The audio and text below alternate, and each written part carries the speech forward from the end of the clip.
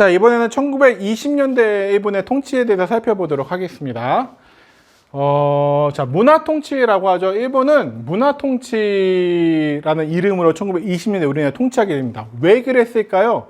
그쵸. 1910년대에는 무단통치라고 해서 총칼을 앞세워서 통치를 했죠. 헌병경찰 제도를 이용해서요. 하지만 이렇게 강압적으로 통치를 하게 되자 무슨 일이 터졌어요? 1919년 3월 1일 3.1운동이라는 한민족의 거대한 저항에 부딪히게 되죠. 자, 그러자 이 3.1운동의 영향으로 무단통치가 문화통치, 한국인들에게 어느 정도 자유권을 보장해줄게, 너희들의 의견을 들어줄게 라고 하는 문화통치로 바꿨지만 한편으로는 다른 말로 문화통치 뭐라고 할까요? 문화통치라고 쓰고 민족 분열, 우리 민족을 분열시키는 통치, 그러니까 더 고도의 방법인 거죠. 그래서 그 전에 1910년대는 일본이 직접 한국인들을 때렸다면은 이제 일본은 뒤로 물러나고 일본에 충성하는 한국인을 키워서 한국인을 때리는 그러한 민족을 분열시키는 통치, 기만 통치라고 하면 이런 방법들을 쓰게 되고요. 또 문화 통치로 바꾸는 여러 요인 중에 하나가 또 국제사회 여론이 상당히 안 좋아져요. 이제 3.1운동 할 때 배우겠지만 이 3.1운동 때 있었던 뭐 제암리 사건이나 이런 민간인 학살 사건에 대해서 특히나 이제 제암리 사건을 취재했던 스코필드 박사가 세계의 언론에 터뜨리게 돼요. 그러면서 일본에 대한 세계적인 여론이 안 좋아지게 되자 요걸 타개하기 위해서 또 문화 통치를 내세우기도 합니다. 하지만 실제로 다 말도 안 되는 그냥 허울뿐이었던 거죠. 자, 내용도 하나씩 살펴보도록 하겠습니다. 문화 통치의 실상. 자, 원래 일본 육군, 해군 대장 출신들만 조선 총독에 임명이 될 수 있었죠. 하지만 규정을 바꿨어요.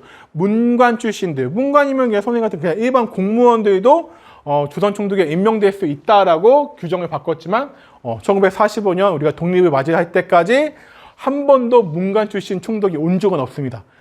규정을 바꿔놨지만 그렇게 하지 않을 거면 정말 의미가 없는 거죠. 말장난인 거죠. 자, 또 문화통치 실상, 헌병경찰제를 폐지하고 보통경찰제. 보통경찰제는 지금 우리가 경찰서에서 만난 일반 경찰들이 있죠? 그렇게 바꿨지만 웃긴 거는 경찰 및 경찰서의 수 예산은 엄청나게 증가했어요. 그래서 비교해보면 경찰서가 1918년 751개에서 1920년 2700개, 3배 이상 늘었죠? 경찰 인원도 5,400명에서 18,000명으로 3배 이상 늘었고요. 경찰이 쓰는 비용도 800만 원에서 2,400만 원, 3배 이상 늘었어요. 그 얘기는 헌병경찰 통치에서 일반 경찰, 보통 경찰 통치를 바꿨지만 실상은 더 엄격하게 통제하게 됐다는 거예요. 경찰의 수도 늘어나고 그리고 쓰는 예산도 많아졌으니까요. 자, 그리고 태형제도를 폐지합니다. 일단 태형제도, 때리는 제도였죠. 태형제도 폐지하고 교원, 선생님들이 칼을 차고 복장, 제복 입는 것도 폐지는 하긴 했죠. 하지만 이런 것들을 타개해서 또 하나 정말 악법을 하나 만듭니다. 치안유지법 이런 걸 제정해요. 1925년에 사회주의 운동 및 항일 민족 운동을 탄압하기 위해서 치안유지법 이런 것들을 발표하는데요. 치안유지법 좀 자세히 볼게요. 자, 치안유지법. 국채를 변혁하거나 사유재산 제도, 국채. 일본의 정치체를 변혁하거나 사유재산 제도를 부인하는 것을 목적으로 결사, 모임을 만들거나 이에 가입한 자는 10년 이하의 징역 또는 금고에 처한다, 가둬둔다라는 거죠. 그러니까 치안유지법은 실상은 따지고 보면은 첫 번째 타겟은 사회주의 확산을 막는 거예요. 사회주의를 처벌하는 게 첫 번째 목적이에요. 왜냐면은 이제 1917년에 러시아 혁명 이후에 이제 레닌이 약소국들을 지원하겠다 이러잖아요. 그리고 사회주의 사상이라는 게 이론만 놓고 보면은 어쨌든 오랜 시간 동안에 지배층의 핍박을 받았던 대부분의 민중들의 입장에서는 상당히 매력적인 이론이잖아요. 실제로 뭐 세계사의 어떤 나라도 실제 진짜 제대로 된 이론의 그 막스주의에 따른 사회주의를 실천한 나라는 없죠. 북한이 사회주의 국가입니까? 선생님은 사회주의 국가가 아니라고 그냥 독재, 옛날 그 김씨 왕조가 세우는 그런 독재 국가라고 생각하지 사회주의 국가라고 생각하지 않거든요. 진짜 같이 나누지 않잖아요. 공산당이라는 또 하나의 특권층이 귀족층이 만들어진 거잖아요. 근데 국채를 변혁하는 사회주의산 제도를 부인하는 거, 이거는 사회주의를 말하는 거예요. 사회주의를 하는 사람들은 이제 잡아가겠다. 천황제도를 변혁하려고 하면 안 되겠다 라고 얘기하는 것이 바로 치안유지법입니다. 그래서 이 법은 이 법의 시행구역 외에 이 법의 시행구역은 일본의 제국주의 국가 아니겠죠. 일본 본토. 그러니까 치안유지법은 조선인들한테만 적용된 것이 아니라 일본 사람들 다 적용된 거예요. 그래서 일본 본토, 식민지인 우리나라, 그리고 타이완까지, 또 다른 식민지 타이완까지 다 적용이 됐던 거고요. 이 시행구역 외 죄를 범한 자에게도, 그러니까 한국인인데 일본인인데 한국, 일본이 아닌 다른 지역에서도, 예를 들면 이 당시에는 뭐 중국 상하이나 북경 이런 데는 일본의 식민지 아니잖아요. 이런 데서 활동해도 잡아가겠다라는 것이 바로 요 법입니다. 물론 사회자뿐 아니라 우리 이제 독립운동 하셨던 분들도 요 치안유지법에서 많이 잡혀가게 되죠. 근데 실제로는 이제 사회주의자들을 처벌하는 것이 첫 번째 목표였던 것이 바로 치안유지법입니다. 생각하면 선생님 되게 많이 예를 드는 건데요. 우리나라의 독립운동이 성공하는 것과 사회주의자들의 사회주의 혁명이 성공하는 건 일본한테 뭐가 더 불리할까요?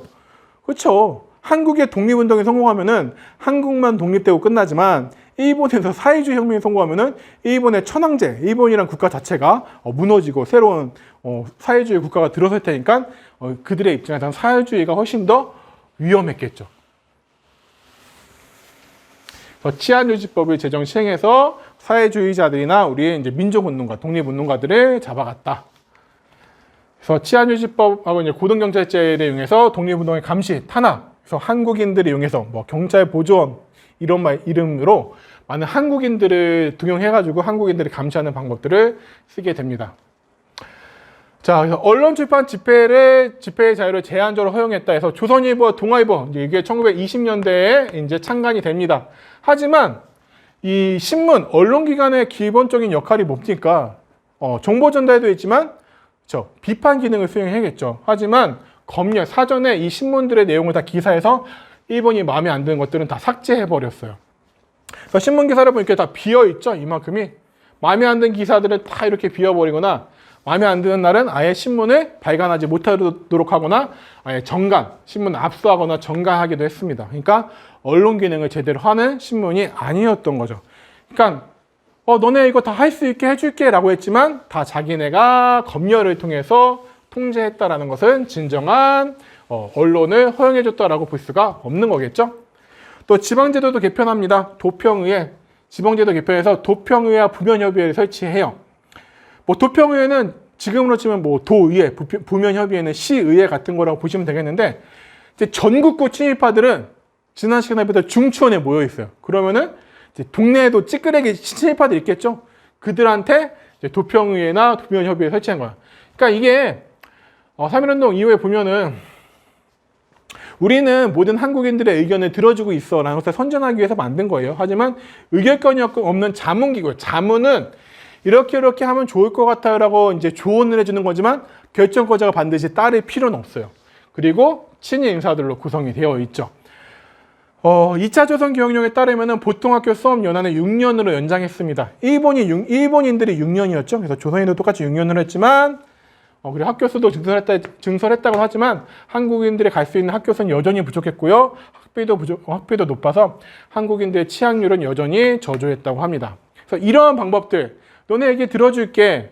이런 방법들에서 일본은 1920년대에 한국인들의 민족을 분열시키려고 한다 했죠. 그래서 일제협력하는 친일파를 육성하고요. 한국을 효과적으로 통치하는 것이 목적이었어요. 그래서 이제는 일본이 직접 한국인을 때리는 것이 아니라 한국인을 이용해서 한국인을 감시하고 통제하는 그런 고단수의 방법을 쓰게 됩니다. 그러다 보니까 일부 지식인들이 이거에 넘어가서 민족개조론, 자치론, 참정권론 이런 것들을 전개하게 되죠. 이강수나 최남선 이런 인물들은 결국에는 처음에는 민족개조 자치론 얘기하다가 나중에 30년대 넘어가서는 아예 본격적으로 친일활동으로 변절하는 인물들이 등장하게 됩니다.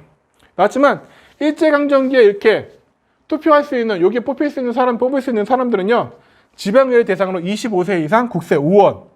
그러니까 어느 정도 재산이 있는 사람들만 선거에 참여할 수 있었다라는 한계점을 가지고 있습니다.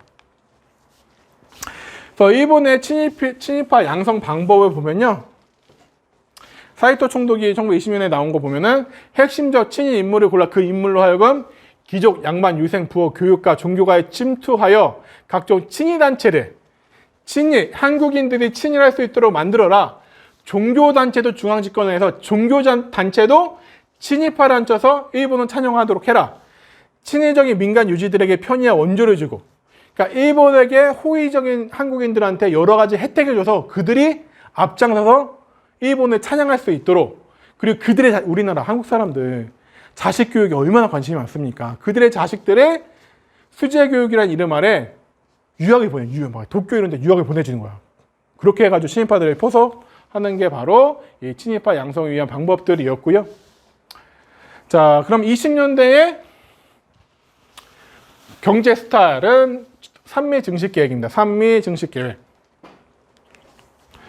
자, 1차 세계대전 이후에 일본의 공업화로 일본 내 식량 부족이 됩니다. 그러니까 일본이 공업화가 되면서요. 공업화가 되면 이촌향도 형상이 벌어지잖아요. 그리고 인구도 많이 폭발적으로 증가하게 돼요. 근데 그만큼 일본 내 식량은 늘어나지 않았던 거예요. 그러다 보니까 쌀값이 너무 올라가지고 일본 내에서 오히려 이 쌀값 때문에 폭동이 막 일어나게 돼요. 그래서 당시에 일본 정부도 이러한 쌀값 폭등에 따른 민간인들의 불만들이 상당히 위협적으로 다가왔던 거죠. 그래서 한국에서 쌀을 확보해서 일본 식량 문제를 해결하고자 했던 것이 바로 산미 증식 계획입니다. 그러니까 일본에서 쌀이 부족하니까 한국의 쌀 생산량을 늘린 다음에 이 늘린 만큼 일본으로 가져가서 쌀 문제를 해결하자라고 했던 것이 바로 산미 증식 계획, 쌀의 생산을 늘리자라는 계획입니다. 자, 그럼 쌀 생산이 그냥 가만히 있어도 늘어납니까? 아니죠. 여러 가지 기술적인 방법들을 써야겠죠. 그래서 벼 종자를 개량한다든지 비료, 이제 화학 비료 같은 것들을 사용한다든지 토지 개량, 더 농사를 잘 지을 수 있는 토지로 열심히 이제 개간을 한다든지 논 확대는 뭐 농사가 있으면 내 땅 이만큼 있으면은 모든 지역에 다 벼농사 짓는 거 아니죠? 여기는 고구마, 뭐 옥수수, 감자, 그리고 뭐 배추, 그다음에 여기는 쌀 농사 이렇게 지을 수 있겠죠. 하지만 일본에 필요한 것들은 쌀이에요. 쌀이나 콩 이런 것들이기 때문에 이 모든 땅들을 다 쌀로 바꿔버립니다. 쌀. 그래서 논을 확대하게 됩니다. 그리고 수리조합을 조직해요. 수리, 물을 이용하기 위한 거예요. 농사 지을 때 가장 중요한 게 물이죠. 가뭄이나 흉년이 중요하기 때문에 곳곳에 저수지라든지 수로, 보 이런 것들을 만들잖아요. 자, 그런 것들을 만들려면 혼자 만들기는 힘들죠. 댐을 만드는데 나 혼자 돈이 된다 생각해봐요. 힘들겠죠? 그러니까 마을 사람들끼리, 그 지역 사람들끼리 조합을 만들어서 물을 언제나 이용할 수 있도록 조합을 만들어서 뭔가 산미 증식, 쌀 생산을 늘리기 위한 방법들을 이용하게 됩니다.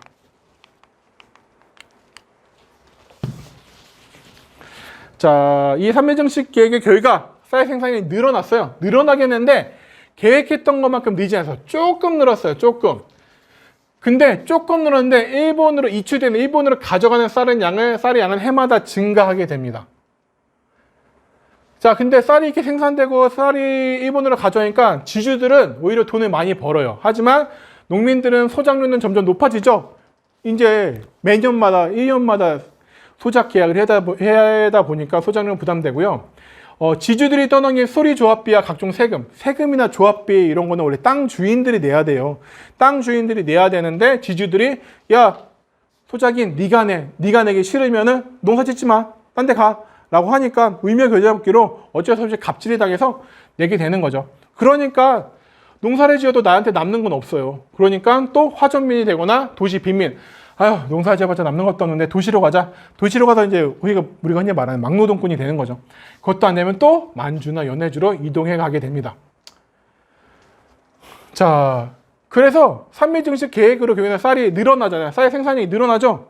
쌀 생산량이 뭐 그렇게 티나지도 않고 늘어나는데 여기에 보면은 쌀 생산은 조금씩 늘어나지만 지금 이 그래프 보면 우리나라 1인당 쌀 생산량 오히려 줄어들죠. 1인당 쌀 소비량은 줄어들죠. 그러니까 늘어난 것은 조금 이만큼 늘어났는데 뺏어간 것은 이만큼 뺏어갔어요. 그러니까 우리나라 사람들이 먹을 쌀은 엄청나게 줄어드는 그런 상황이 되겠죠.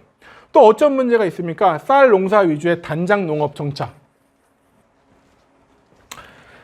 일본이 가져가고 싶은 거는 쌀, 콩 이런 거였죠. 특히 쌀이었죠. 그렇기 때문에 아까도 말했지만 내 땅이 이만큼 있는데 여기에 논농사도 짓지만 감자, 옥수수, 고구마 뭐 이런 것들이 지어야 될 거 아니야? 다양하게 지어야지 논농사가 망하더라도 고구마 먹고 버티거나 감자 먹고 버틸 텐데 여기가 전체가 다 논이 됐어요. 그러니까 논농사가 오래 망해버리면 아예 대체 상품이 없는 그런 문제가 생기는 거야. 그래서 쌀 농사를 위해서 전체, 농토 전체를 논으로 바꾸다 보니까 쌀 가격 변동이 취약해집니다. 그러니까 대체 작물이 있으면 고구마나 감자가 있으면 버틸 텐데 그게 아니니까 이런 취약적인 문제점들이 생기게 되었던 거죠.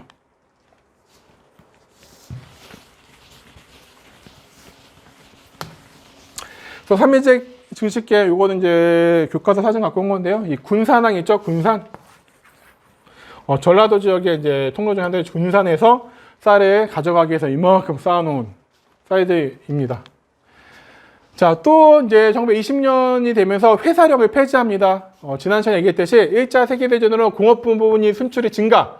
일본도 이제 공업이 발달한 거죠. 그러니까 일본 기업이 돈을 많이 벌어서 이 남은 잉여 자본에 대한 투자처가 필요해서 일본 자본들이 한국으로 진출할 수 있도록 회사령을 1920년에 회사령을 폐지해 버립니다. 그래서 회사 설립을 예전에 조선 총독의 허가를 받아야 됐잖아요. 허가제에서 신고제, 신고하면 되는 걸로 바꾸게 되면서 1920년부터 일본 자본, 일본 회사들이 우리나라에 본격적으로 들어오게 되고요. 또한 1923년 일본 상품에 대한 관세는 외국 물건이 우리나라에 들어오는데 내야 되는 세금들이죠. 그렇게 우리나라에 수입 물품이 들어올 때 관세를 매기면은 가격이 비싸지면은 한국 사람들이 잘 안 사게 될 거 아니에요. 근데 일본 상품은 관세를 내지 않아요. 그럼 가격 경쟁력이 있겠죠. 또 일본은 공업이 발달했잖아요. 그럼 공장에서 대량 생산하다 보면 물건이 쌓일 수 있단 말이에요. 그래서 값싼 일본 제품이 우리나라에 들어오면서 한국 기업들, 한국인들이 세운 기업에서는 크게 타격을 받는 그런 문제들이 생기게 됩니다.